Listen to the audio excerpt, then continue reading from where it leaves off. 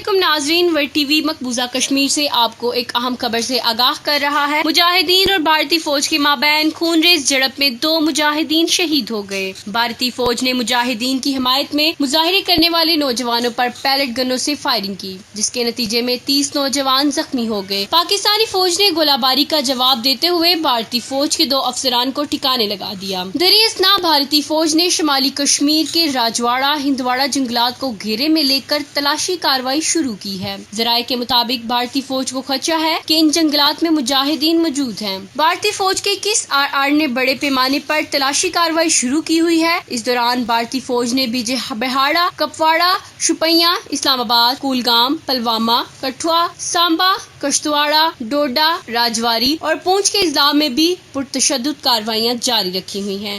گزشتہ روز حد متحرکہ پہ بھارتی فوج نے بلا اشتعال فائرنگ کی، جس کا پاک فوج نے مؤثر جواب دیتے ہوئے ضلع بارہمولہ کے اوڑی سیکٹر میں بھارتی فوج کے 2 افسران کو ٹھکانے لگا دیا، جبکہ آج ضلع کپواڑہ کے کرنا ٹنگڈار سیکٹر میں بھارتی فوج کے کیمپ میں ہونے والے حادثاتی بم دھماکے میں بھی بھارتی فوج کا ایک اہلکار ہلاک جبکہ دوسرا شدید زخمی۔ مزید تفصیلات جاننے کے لیے دیکھتے رہیے ورڈ ٹی وی۔